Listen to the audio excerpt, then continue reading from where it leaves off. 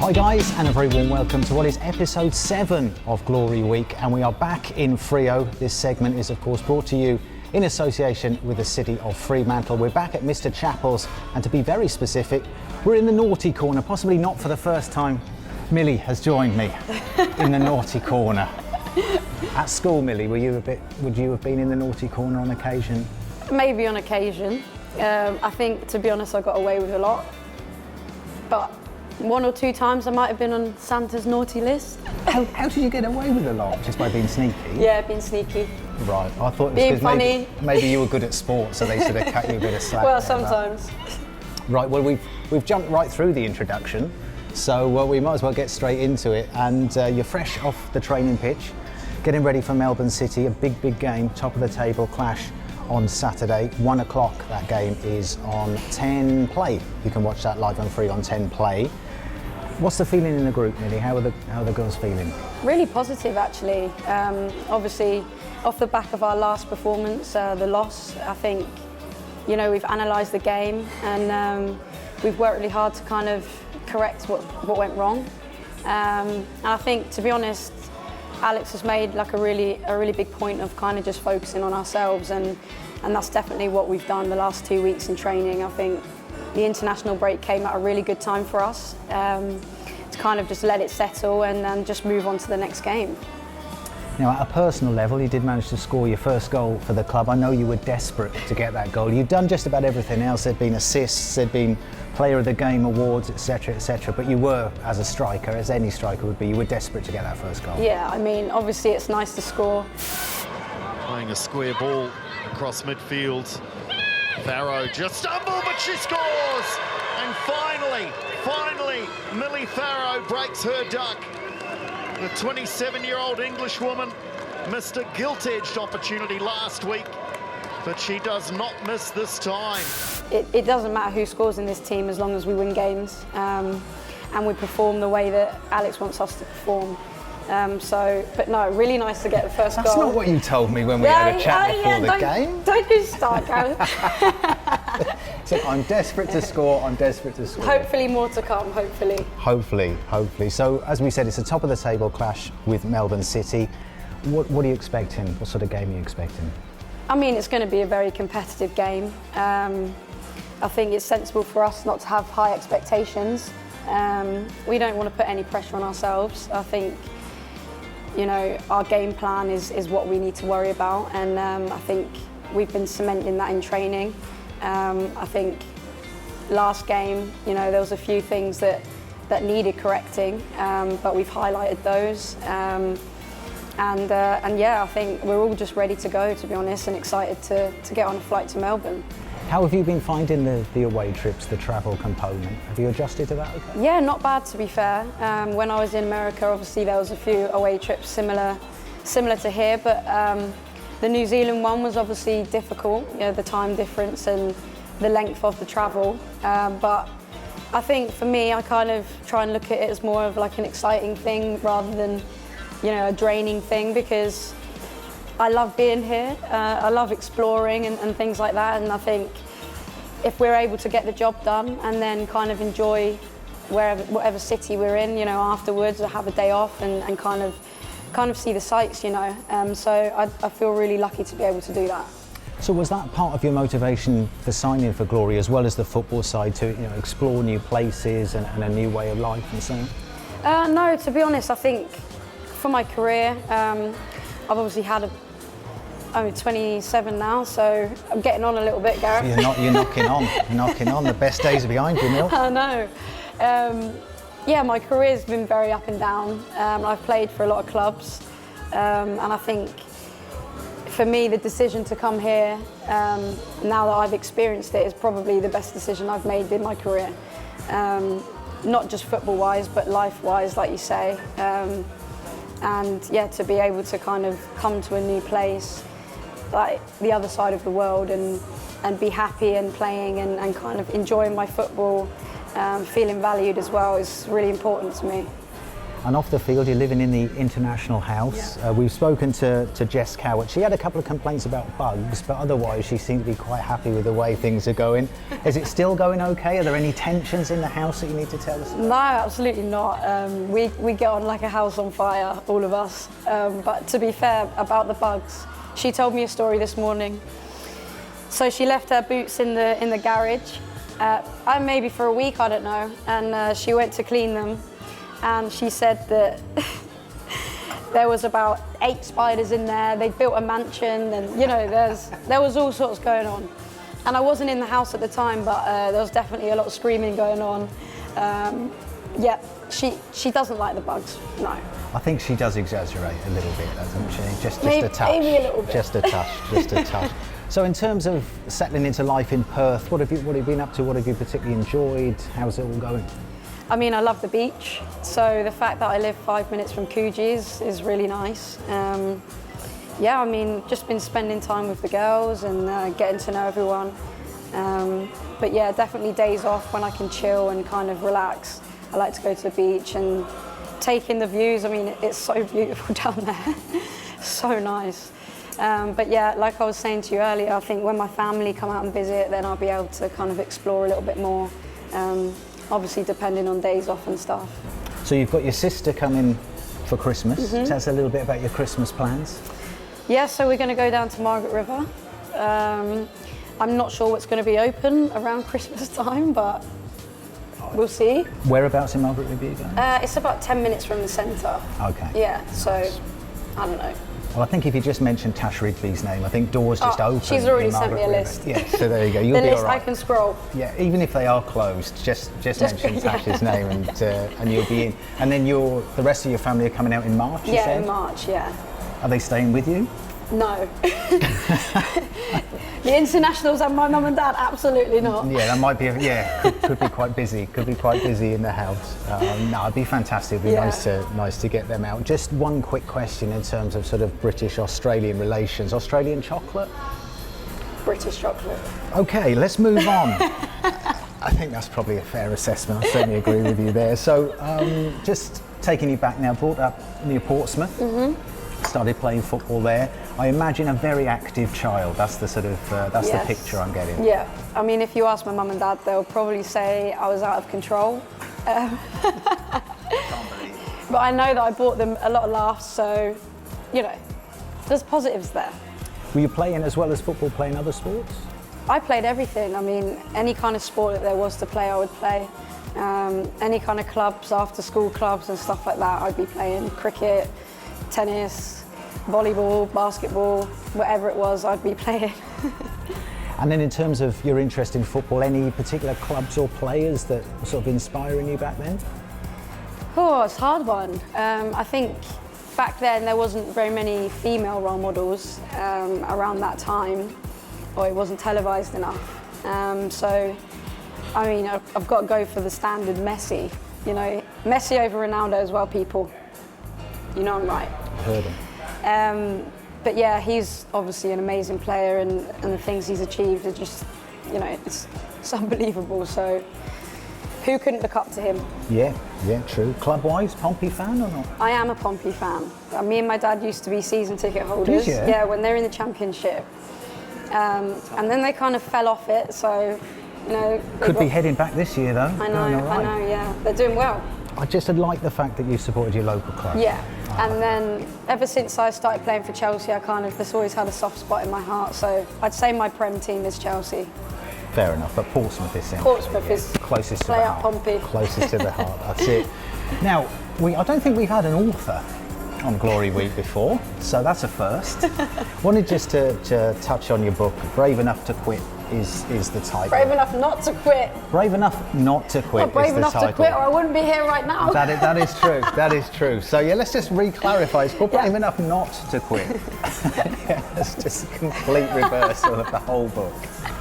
Brilliant. We possibly might need to edit that bit, or maybe just leave it in, just because it's authentic and real, and that's what we're all about on Glory Week. So, I mean, rather than me sort of explain the book, if you could just sort of outline the thinking behind it, what it addresses, and I guess the whole process behind writing it.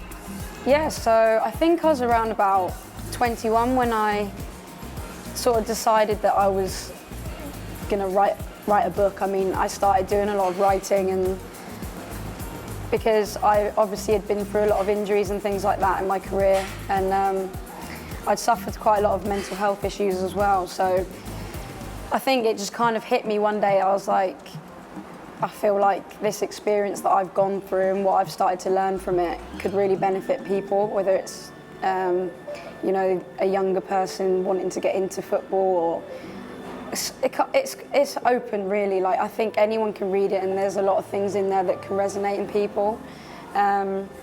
So yeah, I kind of just opened my laptop and started just hitting away at the keyboard, and you know, going back in time in my life and kind of remembering all the tough times that I had, and then starting to also write about what I've learned and how it's kind of got me where I am now. So I started doing that kind of on and off, and then a few years after that I kind of just committed to the decision to try and get it published, and that was when I reached out to Pitch Publishing, and they were on it straight away.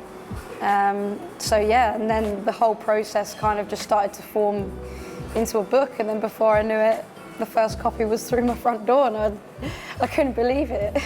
Were you concerned about putting, because it's very personal, you know, as you said, it's you know, it's about various things that you've gone through, and you know, it is very, very personal, very candid. Were you concerned about, you know, just opening yourself up in such a way? Yeah, I definitely was. I think there was quite a few times where I kind of thought twice about it and thought, like, do I really want to kind of open up in that way and make myself vulnerable? But the more I thought about it, the more I wanted to do it. I think it's really important for professional athletes to be honest about their journeys and the things that they've been through, because whether we like it or not, we are role models. And I think it's important not just to be a role model, but a real model. I think anyone can kind of be a role model, but it kind of comes down to the truth behind the story. So it's completely real. There's a lot of things in there that I would be ashamed about at the time, but now, you know, I own it, and I completely own my struggle, and I'm so glad that I've been able to sort of prove that you can get through those things and still continue to succeed, and be happy. And I think that's the most important thing for me is happiness and enjoying your life. You know, we're only here once. Yeah, true. You said you wanted it to be real, and it definitely is. And you even brought that into the editing process, because when we were speaking before we started recording, you said that you did have an editor, but that was more just for structure. You specifically didn't want somebody coming in and changing the way that you'd written.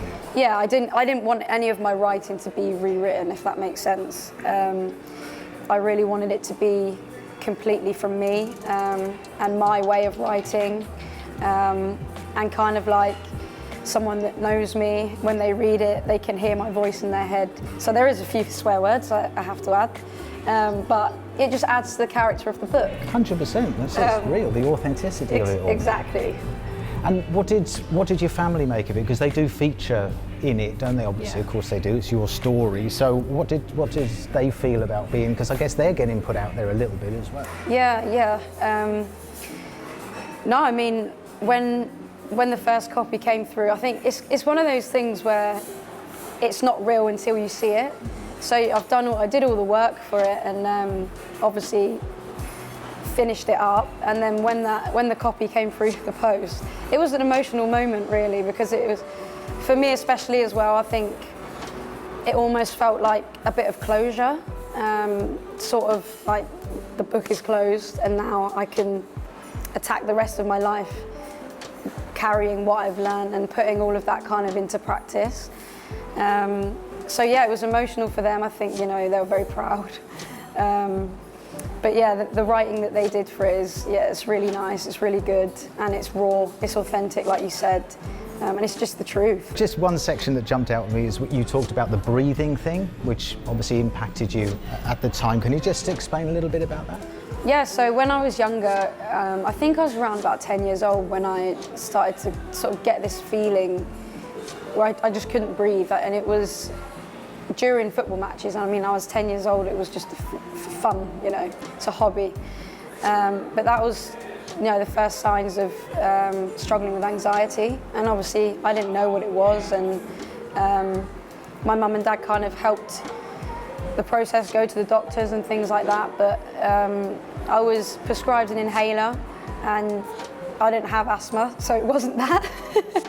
And then obviously further down the line, once I started to kind of realise what was going on and understand the struggles that I was having, that was when we kind of realised it was completely anxiety related. So bearing in mind what you've been dealing with, I know you went obviously over to the States, you went and played over there, but then in terms of coming to Australia, obviously a lot further away, completely away from your family, your support network or whatever it was that a big decision? It was actually a really easy decision to come here anyway. I think with America it was a bit more difficult because it would be the first time that I was playing overseas. Oh my God. Just Carol was right about those bugs. Sorry. Yeah, I mean, when you're going into something that you have absolutely no idea about, especially a new league as well, you do get a bit anxious and you kind of have those thoughts of, you know, what's going to happen, what's it going to be like, I'm going to be so far away from home. But once you do it and you start to settle, you know, like, it just becomes so much easier. And I think when I was over in America, it didn't necessarily go the way I thought it would go, football-wise. But instead of, you know, playing the victim and kind of paying attention to the negatives, I made sure that I was more aware of what it was teaching me.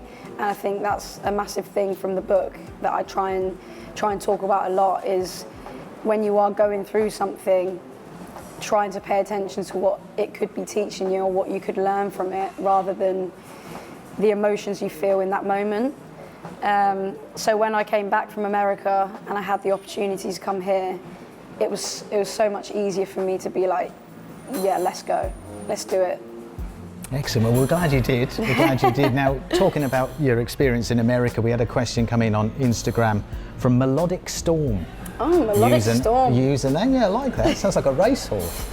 On Insta, how would you compare the, obviously, English Premier League or Super League, the NWSL in the US and the A-League? What are the sort of differences and similarities, would you say? Big question. Yeah, it is a big question. It's a good question. I think every league kind of, it's hard to say because every team's different as well. So, you know, in the NWSL, there's a lot of teams that are very athletic. They're athletic beasts, you know. I think that's something that's instilled in the players from a young age. So it's almost like they're fully formed athletes alongside playing football, if that makes sense. And there's some teams that want to play football and, you know, play out the back and build. There's some teams that would rather hit it long and chase after it. So it kind of depends on the team, but I think when I went out to America, I was really surprised. I think it's easy to kind of have a preconceived idea of what something's going to be like, but you don't actually know until you do see it and do experience it. I think over here, like I was actually really pleasantly surprised by the competition. So, you know, when I'm back home, there's not a lot of people that have played out here, so there's not a lot of people that know about this league that can have a big say on it, if that makes sense. But now I'm here, and obviously we're like 6 games in. I think it's really good, the competition. There's no easy answer to who's going to win the league, or, you know, who's going to win each game, and I think that's exciting, and it keeps the competition and the league healthy. So yeah, it's been really exciting. Good. So I mean, at one time that NWSL was really regarded, it was sort of held up here in terms of facilities and resources and the quality of players. Yeah. Do you feel that the league now in England is sort of, would it be above there now? Would it be sort of on a par? Do you think there's been a bit of a change in that? I think, again, it comes down to the team that you're playing for. So, you know, you've got the kind of top 5 clubs in England. They've obviously got big budgets and great facilities and a lot of access to things that maybe the lower end of the league don't have access to. But it's definitely grown every year, and I mean the comparison from now to 5 years ago it's night and day. But yeah, in the NWSL, I think the Americans just do things differently. They do. There's a lot of money. There's a lot of access to things, and you know it's still a work in progress as well. But I think it was a few weeks ago there was a what's it called? They have a new like sponsor thing. It was like 60 mil or something. Oh, did they? Right. Yeah. Okay. I didn't knew. Yeah. For the league. Yeah. Yeah, So that's the through the level. roof. That is the level. Because you were in North Carolina as well, Yeah. so you weren't, with all due respect to North Carolina, you weren't sort of wandering around in LA or New York, because I No. remember speaking to you before where you said it was a little bit different. Yeah, it was. And to be fair, I'm an outdoorsy kind of person, so I like the country and being around like the water, the lakes and things like that. There wasn't any beaches though. It was, I think the closest beach was about an hour and a half drive. So I only went once while I was there, but no, it is a really nice place. I definitely prefer the weather here because it's not as humid. Honestly, every day you'd be in training, you just couldn't breathe. So, and I know you didn't play a lot, but in terms of your overall experience, like you said, you try and always take the positives out of everything. What were the sort of main takeaways for you on the plus side from your spell in the States? Yeah, I think even though I didn't play as many minutes in games as I would have liked to, just the whole experience was unbelievable, and I'm so glad that I did it. The standards that we would hold each other accountable to was insane, and it's definitely something that changed me as a player, even though I didn't play, if that makes sense. And I think just dealing with, like, I call it adversity, but it's not adversity. You know, it's not down to me whether I play. It's not my decision, you know. And I think just being able to kind of handle that and handle myself in those situations, as you know, still turning up to training and giving 100% effort and trying to get as much as I can out of the situation, not knowing what was next. So yeah, that was a big thing for me. Because that must be, I always think that for professional footballers, that must be hard, where you have to cope with such uncontrollables that have such a massive impact on your career. Like you said, you've done nothing wrong, you're training the house down, but you're not getting picked. And that is completely beyond your control. Yeah. It must be incredibly frustrating. Yeah, and I think it's something that's probably harder for younger players to deal with. I mean, speaking from personal experience, it was something that I found it really hard to deal with as a youngster. Because all you want to do is get opportunity and prove yourself and, you know, show what you can do, and see where your career takes you. And obviously you need opportunity to be able to do that. But yeah, I mean, it's not an easy sport. It's not an easy game. I mean, obviously we're lucky to be able to do it, but it's not the easiest of rides, and it doesn't always go your way. But you're always being tested. It's like a daily roller coaster, and so much out of your control, like you say. But all you can do is control how you react to things and how you train and hope for the best. You know. You've also probably picked the most difficult position to play in terms of that as well, so Yeah, that you're probably right. complicates it. But look, I won't take up too much more of your time, Millie. Just a couple of quick questions. Okay. Big questions, All right. serious, deep questions. Christmas jumpers, yes or no? No. We cover all the hard hitting. No, good, good, because I'm a no. I'm a Especially firm no. no out Especially here. not here. Definitely, Oh my God. definitely, Maybe Christmas bikini. I don't know. definitely not Christmas jumpers. We've talked about Australian chocolate already, so we'll just switch back to fashion again. Alex Ipakis. Should he continue to wear shorts and a polo shirt on the touchline, or should he return to something like he had last year, which was a little bit more formal? What would you like to see Alex in? And when you look across to the bench, you want to see Alex in something a little bit more out there? Do you know what? I'd love to see him in a formal outfit. I reckon he could pull it off. Three-piece suit, waistcoat? Oh, that formal. Okay. Maybe. Why not? Why not? Why not? Excellent. I think it'd distract the opposition. Especially if he had like a Little hanky. Yeah, hanky, watch on a chain. Let's go for it. Didn't you tell me about his Stone Island? Oh, Yes, the Stone Island trouser incident. Bring Yes. back the Stone Island. There we go. There we go. You heard it, Alex. Let's get those Stone Island trousers back. He pretended he didn't know the brand. Claimed he'd never heard of the brand. Pretended he didn't know they cost him $1,000. That's right. Didn't notice the badge, he said. Didn't notice the badge. It was about that big and right in the middle of the trousers. Anyway, enough of that. Now, just to recap a little bit. So, Brave Enough Not to Quit. Brave Enough Not to is Quit. the book, and I thoroughly recommend it. If people want to buy it, Millie, where can they grab that? It's on Booktopia. It is on Booktopia. I think it's on Amazon as well. Yeah, isn't it's it? on Amazon. And bearing in mind that I think more books are sold in the month of December than all the other months of the year put together. Could be some royalties coming in. Christmas in the wisdom. New year. If you want some Christmas wisdom. Christmas wisdom and a little check for you coming in the new year. That'd be very nice. Will you sign copies if people buy the book? Oh, absolutely. If I buy a copy, will you sign it? Of course I will. I'll give you a nice little message in there. Oh, look at that. Personalised messages guaranteed. Guaranteed. Right, well, thanks very much, Millie, for coming in. Thanks for having me. Putting up with that fly, which I think has finally departed now. That is it for episode 7 of Glory Week. Thanks very much to Mr. Chappells for hosting us. If you could just sort out the flies and stuff, that would be great. And thanks very much as well to City of Fremantle for supporting this particular show. And we will be back at some point next week. Thanks very much for watching. Thank you. Mwah, mwah, mwah. Lovely. Well, that was a riot. Good shit. I enjoyed that. It was good fun. Was that okay? Yeah, that was excellent.